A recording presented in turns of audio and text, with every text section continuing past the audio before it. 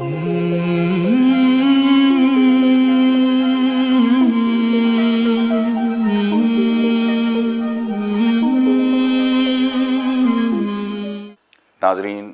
السلام علیکم۔ خصوصی پیشکش رہنما کے ساتھ ہم آپ کی خدمت میں پھر حاضر ہیں۔ آج مومن قریش، سید البطحاء، محسن اسلام، محافظ رسول اعظم، پدر کل ایمان اور جد الائمہ کی یعنی جناب ابو طالب علیہ السلام کی ولادت کا دن ہے۔ ہم اپنی طرف سے اور حجت الاسلام والمسلمین مولانا سید سعید الحسن نقوی صاحب قبلہ کی طرف سے، جو آج آپ کے مہمان ہیں، اور اس عظیم شخصیت اور اس عظیم ذات اور اس عظیم محسن اسلام کی زندگی پر تھوڑی سی روشنی، ورنہ ایک سمندر میں قطرے کی بساط کیا، ہم اور ہمارا علم کیا، اور جناب ابو طالب کی شخصیت کیا۔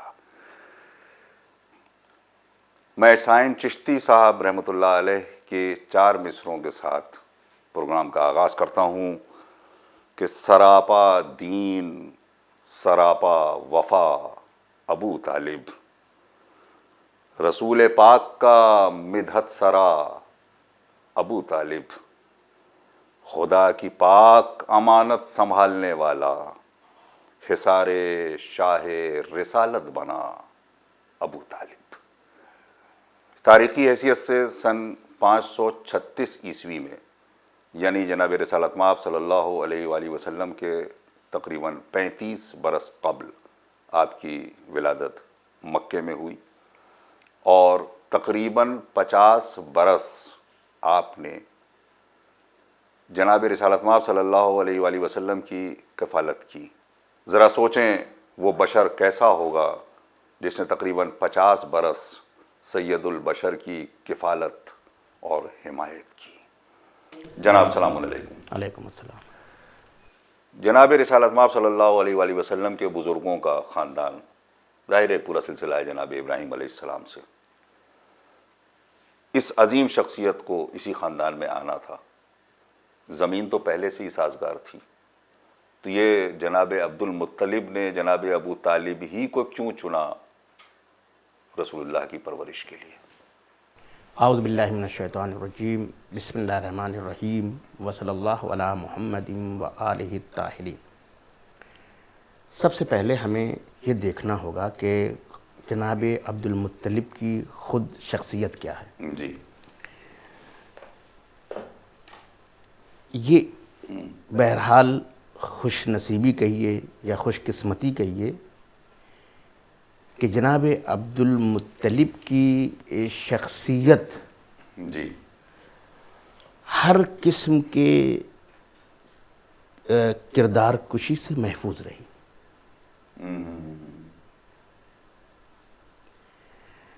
اور ان کے ایمان کے سلسلے میں، ان کے ولی خدا ہونے میں، یا آئین اور دین ابراہیم کے مبلغ ہونے میں کسی کو کوئی شک اور شبہ نہیں ہے۔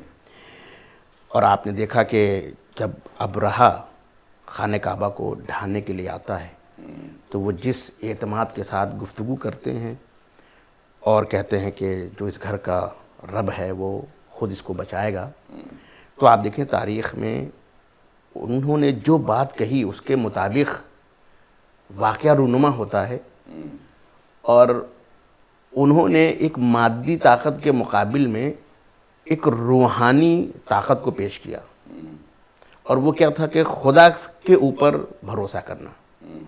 اور انہوں نے کہا کہ گھر کا پروردگار ہے، وہ خود اس کی کیا کرے گا؟ حفاظت کرے گا، کیا کہنا ہے۔ یعنی انہوں نے جو کہا وہ ہوا، اور پروردگار نے ابابیل بھیج کر کے اور اپنے گھر کو بچایا۔ واہ۔ تو ہمیں بہرحال جناب عبد المطلب کی پوری شخصیت پر اس وقت گفتگو نہیں کرنی ہے، لیکن میں صرف اتنا کہنا چاہتا ہوں کہ بنی امیہ اور بنی عباس کی سازشیں بھی جناب عبد المطلب کے کردار کے اوپر کوئی دھبا نہیں لگا پاتی۔ واہ، بڑی بات ہے۔ تمام دشمنان رسول اور آل رسول کہ جو کردار کشی میں ماہر ہیں، وہ جناب عبد المطلب کی کردار کشی نہیں کر پاتے ہیں۔ جو صرف شخص کو ہی نہیں قتل کرتے ہیں بلکہ شخصیت کے قتل کر دینے میں بھی ماہر ہیں۔ تب تو یہ تو نہیں ہو سکتا ہے کہ عبد المطلب خود تو صحیح ہیں لیکن ان کا انتخاب غلط ہو جائے۔ بہت اچھی بات ہے۔ اب دیکھیے کہ 10 بیٹے ہیں اور ٹھیک ہے 1-2 بیٹے کا انتقال بھی ہو چکا ہے، لیکن کم سے کم 8 بیٹی زندہ ہیں۔ ان 8 بیٹوں میں جب جناب عبد المطلب اس دنیا سے جاتے ہیں تو ان کی نظر انتخاب کسی کے اوپر نہیں جاتی، جاتی تو کس کے اوپر جاتی ہے؟ جناب ابو طالب کے اوپر۔ اور جو وصیت آپ کرتے ہیں وہ کس سے کرتے ہیں؟ جناب ابو طالب سے کرتے ہیں۔ اور میں آپ کو یہ ایک بات بتانا چاہوں کہ دیکھیے کسی کے اوپر جو ولی ہوتا ہے یا تو باپ ہوتا ہے یا دادا ہوتا ہے۔ تو اب جناب ابو طالب تو نہ باپ ہیں نہ دادا ہیں، وہ تو چچا ہیں، تو چچا تو ولی ہوتا نہیں ہے۔ لیکن اگر جو ولی ہے وہ کسی کو وصی بنا دے تو وہی ولایت اس وصی کو حاصل ہو جاتی ہے۔ کیا کہنا ہے، اچھی اسی لیے جناب ابو طالب کی کفالت میں پیغمبر آئے، کیونکہ جناب عبد المطلب دادا تھے، وہ ولی تھے۔ ولی اپنے جانے کے بعد کیا کر رہا ہے؟ وصیت کر رہا ہے، اور جناب ابو طالب کو پیغمبر کا کفیل بنا رہا ہے۔ واہ، اور عجیب بات ہے کہ جب یہ تاریخ میں لکھا ہے کہ جب آپ نے جناب ابو طالب کو وصی بنایا ہے تو جو جملے کہے ہیں وہ بہت پیارے جملے ہیں۔ انہوں نے یہ فرمایا کہ میرے بیٹے پیغمبر کی یعنی ان کی کفالت کرو کیونکہ یہ اپنے باپ کی طرح مواحد ہے۔ یہیں سے ایک اہم نقطہ یہ بھی آتا ہے اور لوگوں کو سمجھنا چاہیے، گویا عبد المطلب مستقبل کو آئینہ دکھا رہے ہیں۔ اگر میرا بیٹا عبداللہ مواحد ہے اور اس کا بیٹا جو ہے وہ محمد ابن عبداللہ بھی مواحد ہیں، تو اگر میں ابو طالب کے حوالے کر رہا ہوں تو کس لیے کر رہا ہوں؟ پھر اس نقطے پہ تاکید کیونکہ یہ مواحد ہے، تو اس کا مطلب کہ اشارہ کر رہے ہیں کہ بیٹا کافر نہیں ہو سکتا کبھی۔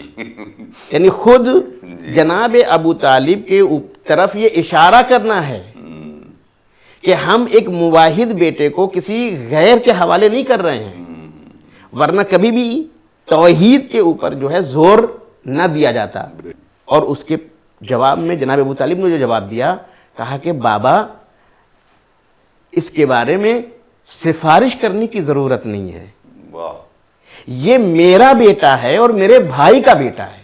واہ، تو یہاں پر اس سے ہم ایک نتیجہ نکالتے ہیں کہ خود اس کے اندر رشتے کا تذکرہ نہ کرنا وصیت کے اندر، یا یتیمی کا تذکرہ نہ کرنا، بلکہ ایمان کا تذکرہ کرنا اس بات کی دلیل ہے کہ جناب عبد المطلب نے جو جناب ابو طالب کا انتخاب کیا وہ ایمان اور کردار کی وجہ سے تھا۔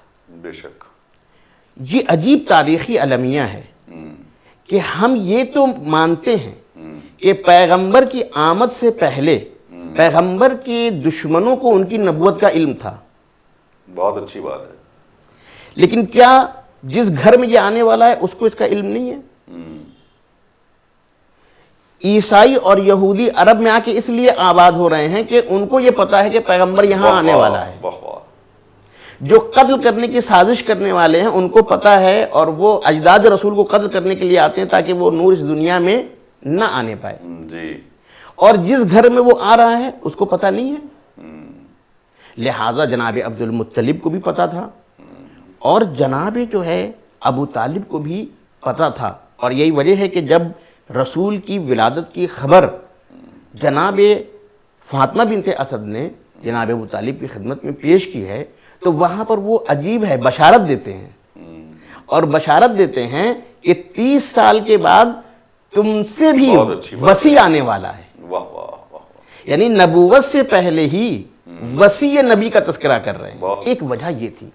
دوسری وجہ یہ تھی کہ جناب عبداللہ اور جناب ابو طالب یہ ایک ماں سے ہیں. تیسری وجہ جناب ابو طالب ہمیشہ سے پیغمبر سے بہت زیادہ محبت کرتے تھے، اور ظاہر سی بات ہے کہ یہ ایک نفسیاتی بات ہے. آپ اپنے گھر میں بھی اس چیز کو محسوس کر سکتے ہیں کہ آپ کے بچوں میں کون کس کو زیادہ چاہتا ہے. جی. کہ ہمارے بچوں میں اس یتیم سے سب سے زیادہ جو محبت کرنے والا ہے وہ ابو طالب ہے. کیا کہنا ہے.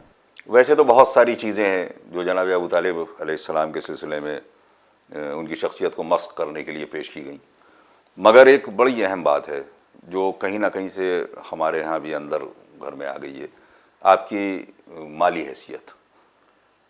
کیا بیان کریں گے آپ کے جناب ابو طالب کی اپنی خود مالی حیثیت کیا تھی؟ پہلے آپ دیکھیے کہ خود جناب ابو طالب ہیں کیا. وہ ایک جملہ اس لیے میں یہ پوچھ رہا ہوں کہ کہا جاتا ہے کہ جب آپ کے بچے، ایک تو کثیر العیال والی بات بھی آئی، اور آپ کے بچوں کا آپ نے بٹوارا کیا کہ یہ ہوا کہ بھئی فلاں جناب عباس کے پاس رہیں اور فلاں جو ہے وہ جناب رسالت مآب کے پاس رہیں، تو یہ سب کیسے آیا، کیا ہوا یہ؟ دیکھیے حقیقت یہ ہے کہ بنی امیہ رسول اور آل رسول کے دشمن تھے، لیکن یہ جاہل دشمن تھے. لہذا انہوں نے بھی جو بھی کیا وہ جہالت کے دائرے میں کیا، اپنی عقل کے حساب سے، کینے کے دائرے میں کیا، انتقام لیا انہوں نے. لیکن بنی عباس کیونکہ مولا علی کے شاگرد کی نسل سے آتے ہیں، بہت اچھی بات ہے. بنی عباس بہرحال پڑھے لکھے تھے، اور یہ پڑھے لکھے اس لیے ہوئے کہ باب علم کے طفیل میں یہ پڑھ لکھ گئے تھے، ایک ہی گھر کے تھے. ایک ہی گھر کے تھے. لہذا جب کوئی پڑھا لکھا سازش کرتا ہے تو وہ جو سازش کرتا ہے وہ بنیادی کرتا ہے، بہت خطرناک ہوتی ہے، اور وہ خطرناک ہوتی ہے، اور وہ غیر محسوس ہوتی ہے. اسی لیے جناب ابو طالب کی جتنی کردار کشی بنی عباس نے کی ہے اور جس پیرائے میں جا کے انہوں نے کی ہے وہ دوسرے نہیں کر سکے.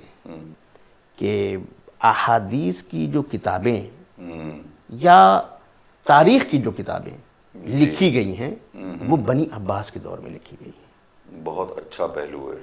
اور انہوں نے اپنے خاندان کی بیک گراؤنڈ کو مد نظر رکھتے ہوئے بہت سی احادیث جو ہیں انہوں نے وضع کی تاکہ اس سے اپنے خاندان کو بڑھا کر کے پیش کریں، اور اپنے مد مقابل کے خاندان کو جو ہے جو کہ اعلیٰ ہے اس کو کیا کریں، پس کرنے کی کوشش کریں یا نیچا دکھانے کی کیا کریں، کوشش کریں.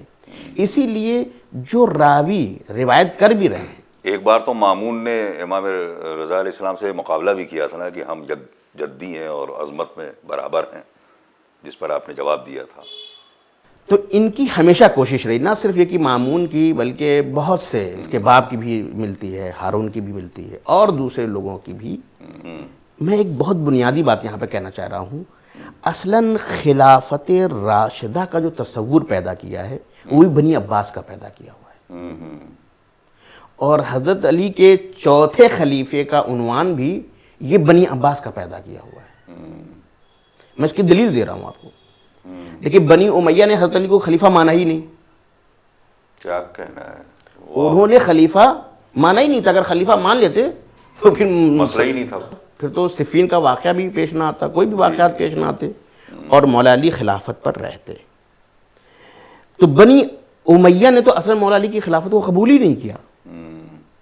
لیکن جب بنی عباس آئے خلافت پر، دیکھیے بہت ہی اہم موڑ پہ میں ناظرین کو لے جانا چاہ رہا ہوں.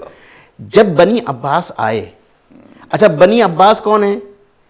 انہوں نے الرضا من آل محمد کا نعرہ لگا کر کے حکومت حاصل کی بنی امیہ سے، اور امام حسین کے خون کا بدلہ لینے کا جو ہے ڈھونگ رچا، اور اس دو نعرے سے البتہ یہ بھی ایک بہت ہی سیاسی شاطر لوگ تھے، فرد کا نام نہیں لیا، کامن بات کہی، کہا کہ ہم آل محمد کی رضا کے لیے لڑ رہے ہیں، مگر وہ فرد کون ہے اس کا تذکرہ نہیں کیا۔ تو شروع سے ہی ان کی نیت میں کیا ہے، کھوٹ پایا جاتا تھا۔ یہی بنی عباس جو ہیں وہ خلافت پر پہنچنے سے پہلے تک تشیع کی تبلیغ کرتے تھے،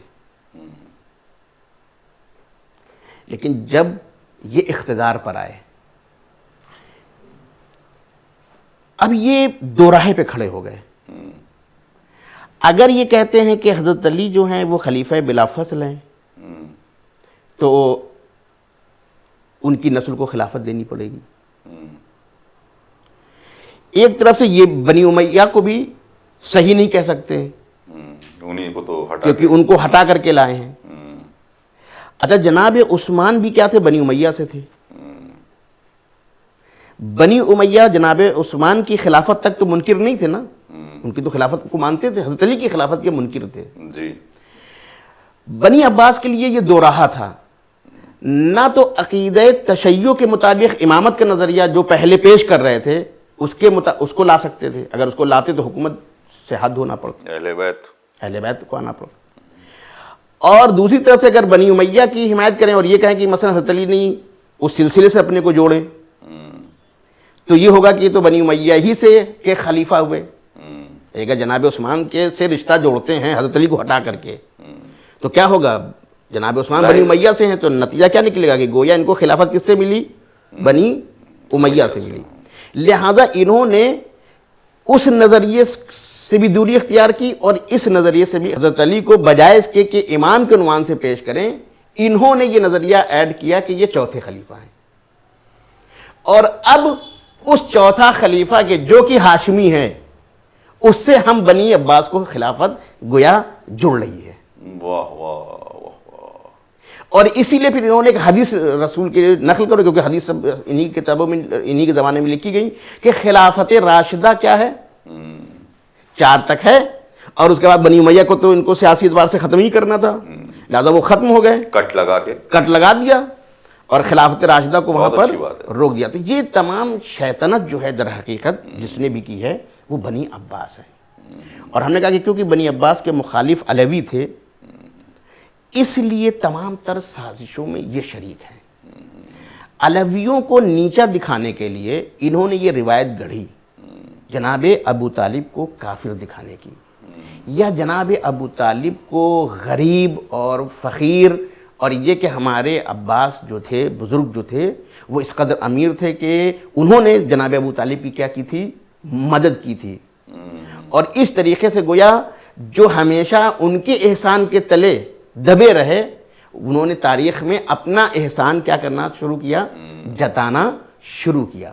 تو یہ تاثر دینا، حتیٰ کہ کفر ابو طالب کا مسئلہ بھی اس کو ہائی لائٹ بنی عباس نے کیا ہے تاکہ یہ تاثر دے سکیں کہ ہم پیغمبر کے مومن چچا کی اولاد ہیں، بہت اچھی، اور یہ علوی جو ہیں یہ پیغمبر کے کافر چچا کی کیا ہیں، اولاد ہیں۔ میں آپ سے پوچھنے والا تھا کہ حضرت ابو طالب پر کفر کا فتویٰ کب لگا، بہت خوبصورت بات ہے۔ یہ در حقیقت اس کو ہائی لائٹ جو ہے وہ بنی عباس نے کیا، بہت ہی شاطرانہ ان کی چال رہی ہے، اس لیے انہوں نے بہت سی روایتیں جو ہیں وہ گڑھیں اور اس کو انہوں نے تاریخ میں جگہ دلائی، اور اس کے لیے ان کی کوشش یہ تھی کہ دیکھیے میں ایک بہت اہم بات کہنا چاہ رہا ہوں، حدیث کی جو کتابیں لکھی گئی ہیں وہ بنی عباس کے زمانے میں لکھی گئی ہیں، لیکن جن راویوں سے انہوں نے نقل کیا ہے وہ راوی تو اب زندہ نہیں ہے، وہ تو اپنا دفاع بھی نہیں کر سکتے ہیں کہ واقعاً انہوں نے کہا بھی ہے یا نہیں کہا ہے، لہذا بہت سی روایتوں کو پرانی دکھانے کے لیے کہ دیکھو اس سازش سے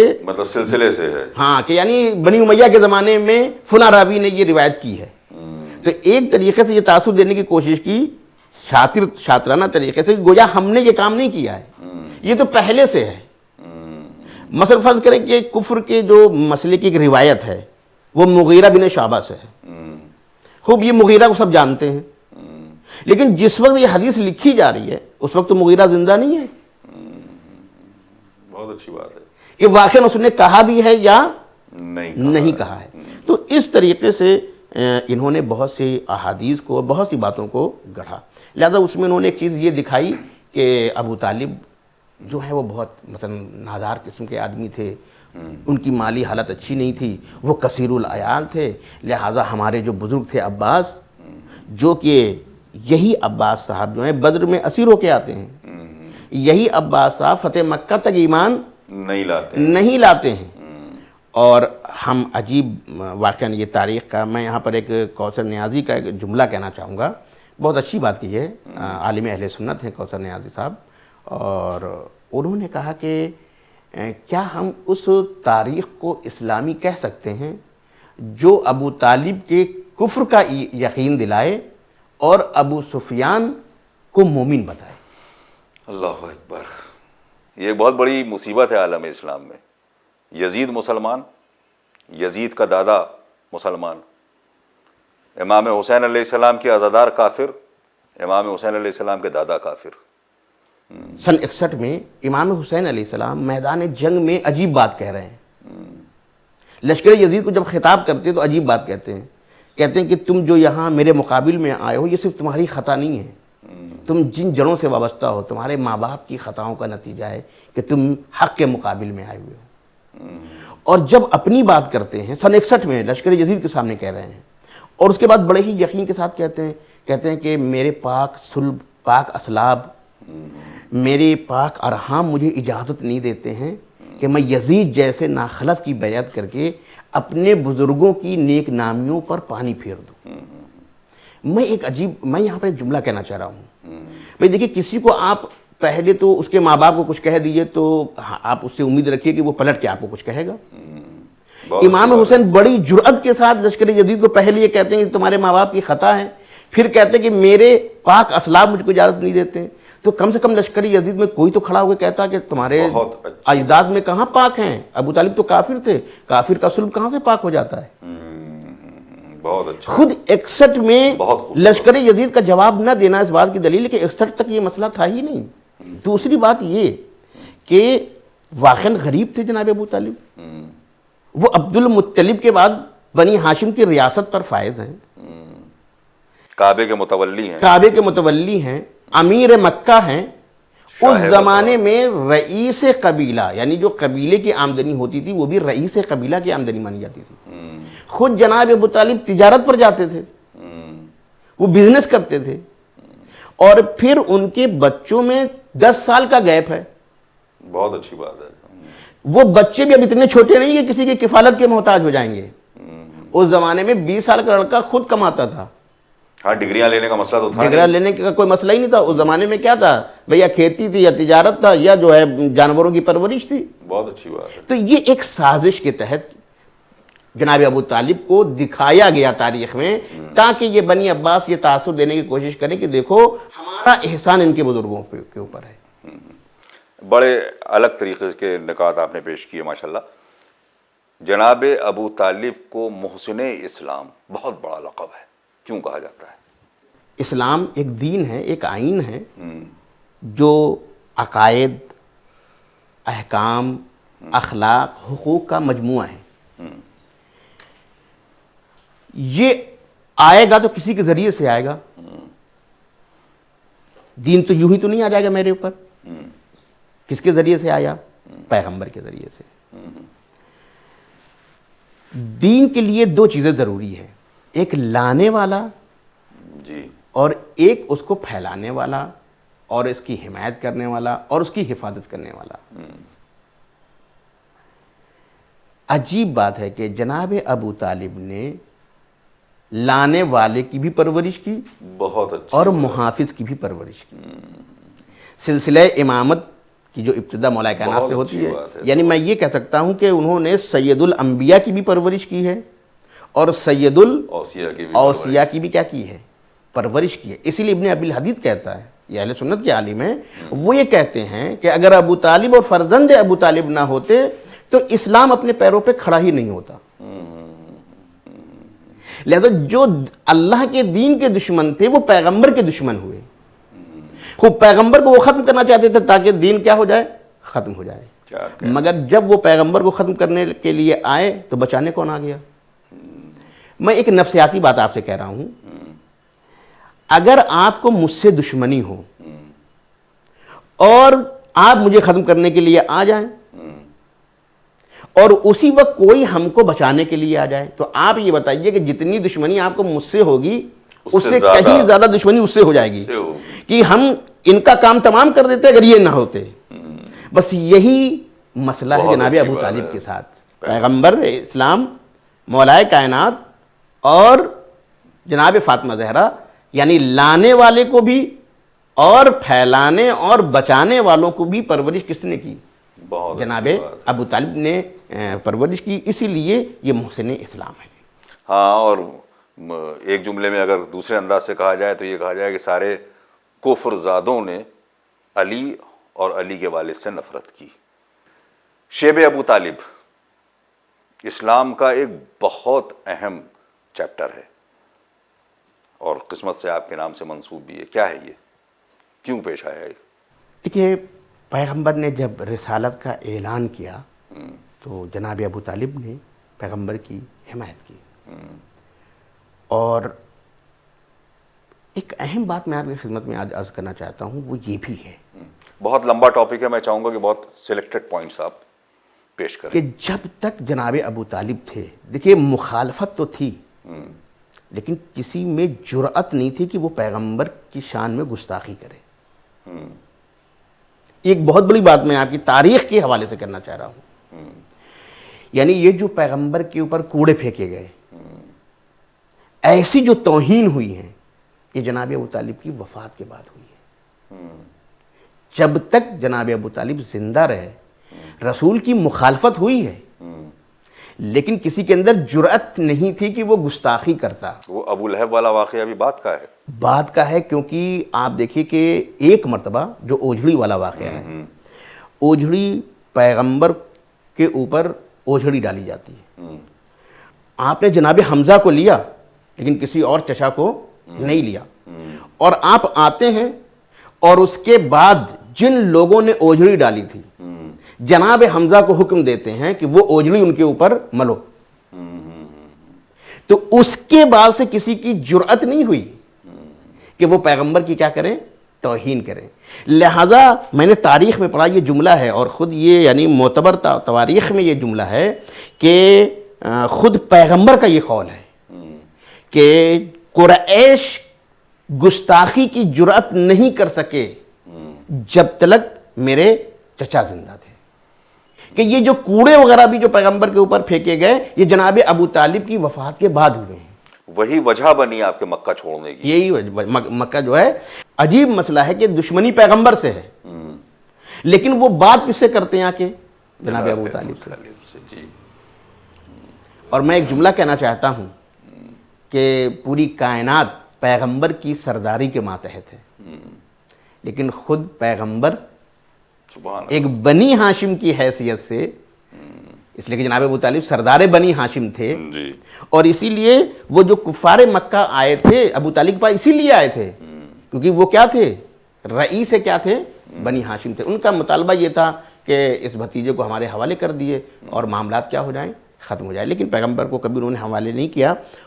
تب انہوں نے آخری سازش یہ کی، انہوں نے کہا کہ ہم آئیں اور ابو طالب کی ریاست کو خطرے میں ڈالیں، جب ان کے قوم اور قبیلے والے بھوکے مریں گے تو ان کی ریاست کیا ہو جائے گی؟ خطرے میں پڑ جائے گی، خود انہی کے قبیلے کے لوگ ان کے کیا ہو جائیں گے؟